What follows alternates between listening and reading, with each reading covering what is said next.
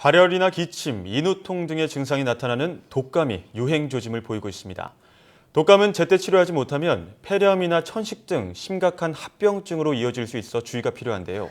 네, 그래서 이 시간에는 고려대 안암병원 가정의학과 김양현 교수와 함께 이 독감의 증상과 예방법에 대해서 자세히 알아보도록 하겠습니다. 교수님 안녕하십니까?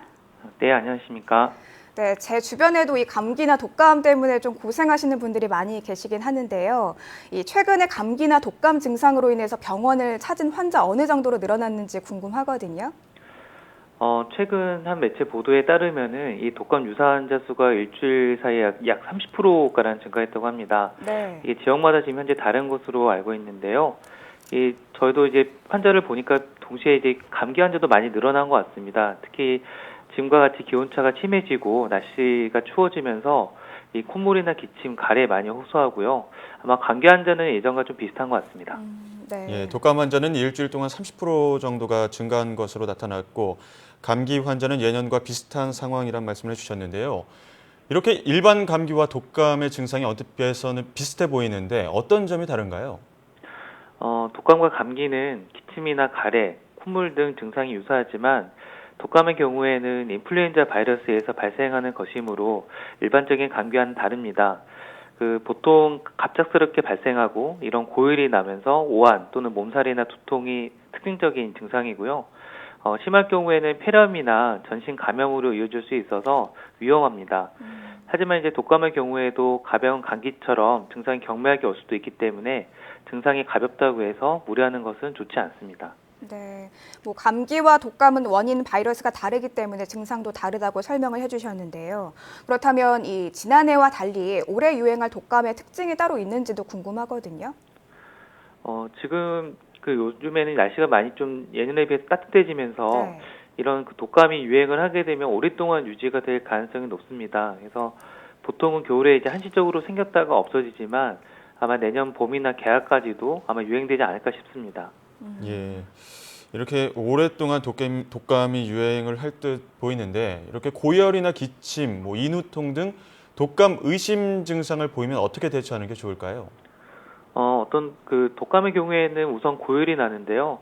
오한과 몸살과 같은 독감을 의심할 수 있는 증상이 나타나게 되면 또 근처에 이런 독감 유사 환자가 있었던 경우라고 한다면 독감에 가셔서 일단 독감에 대한 인플루엔자 검사를 하시는 게 도움이 됩니다. 네. 보통 간단하게 시행을 할 수 있고 15분 정도면 결과가 나오기 때문에 좀 확인해 보실 수가 있고요. 만약에 이런 증상이 나타나고 또 심할 경우는 우선적으로는 수분을 충분히 섭취하고 쉬어보면서 경과를 지켜보는 게 좋을 것 같습니다. 네, 우선 병원을 빨리 찾아가 보는 게 무엇보다 좀 급한 일인 것 같고 또 충분히 물을 마시고 좀 쉬는 게 도움이 된다고 설명해 주셨는데요.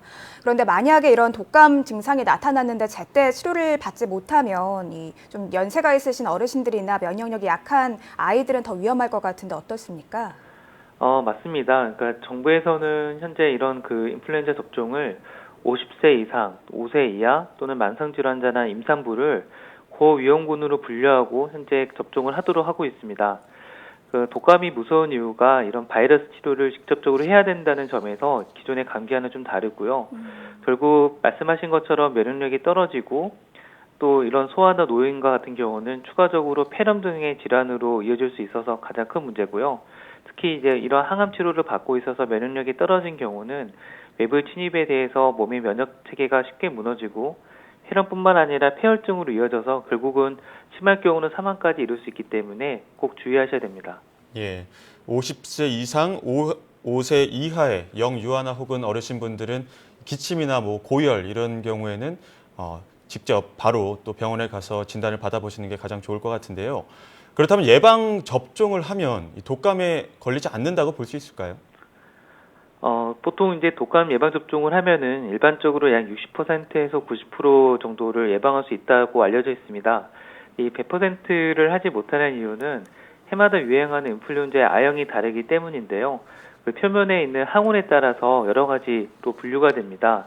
보통 인플루엔자 바이러스는 이런 항원 변이라는 독특한 특징을 갖고 있는데 네. 크고 작은 항원 변이가 매년 일어나지만 또 지속적으로 작은 변이가 또 일어나기 때문에 예방 접종을 한다고 다 할 수는 없지만 사실 저희가 보통 예방 접종을 할 때는 가장 오래 유행할 것들을 대해서 미리 작년도에 예상을 하고 만들어내기 때문에 예방접종을 하는 게 어느 정도 보호 효과는 있습니다.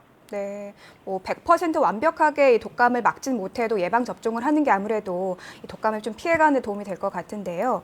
그런데 이제 올 한 해도 얼마 안 남았고 12월 이제 한겨울이거든요. 네, 뭐 다른 분들께서는 예방 접종 지금 하면 너무 늦은 거 아닐까 이렇게 생각하시는 분들도 많이 계실 것 같은데 이 독감 예방 접종은 하고 난 후에 언제부터 효력이 나타나는지도 설명해 주시죠. 독감은 주로 11월에서 12월에 유행을 하고 겨울을 지나서 초봄까지 유행할 수 있습니다.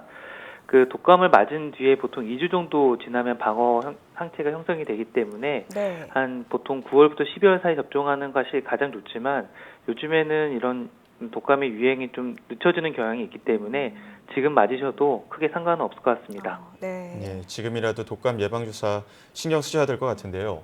끝으로 독감을 효과적으로 예방하고 또 올겨울 건강하게 보낼 수 있는 요령도 전해주시죠. 언제나 그렇듯이 개인 위생을 철저히 하는 게 필요합니다. 외출 시에는 마스크를 쓰고 손을 깨끗이 씻고 기침할 때에는 다른 사람에게 피해가 가지 않도록 주의하는 것이 중요하고요. 특히 외부 사람과 접촉이 많은 직업이라고 한다면 꼭 독감 예방 접종을 하시기 바랍니다. 그리고 연말이나 송년회 등이 많아서 굉장히 무리하기 쉬운데요. 이런 감기나 독감 유사 증상이 있을 때에는 충분한 수분을 섭취하고 잘 쉬는 것이 매우 중요할 것 같습니다. 네. 예, 개인 위생 철저히 하시고 또 마스크 생활하시고 사람들 간의 접촉이 많다면 예방 주사 꼭 신경 쓰시는 게 좋을 것 같습니다. 지금까지 고려대 안암병원 가정의학과 김양현 교수와 함께 이야기 나눴습니다. 교수님 오늘 말씀 감사합니다. 네, 감사합니다. 네, 뭐 독감이던 감기던 이 기침이나 고열, 인후통 등의 증상이 나타나면 가까운 병원에 즉시 가셔가지고 진단을 받는 게 가장 중요할 것 같습니다. 네, 뭐 흔히 독감하면 독한 감기 아니야 뭐 이렇게 생각하시는 분들도 계시긴 한데요. 이 예방 접종 받는 것도 중요하고요. 이 백신만으로 독감을 완벽하게 막는 것은 한계가 있다고 하니까 평소 위생 관리에 좀 더 신경 쓰시는 게 좋을 것 같습니다.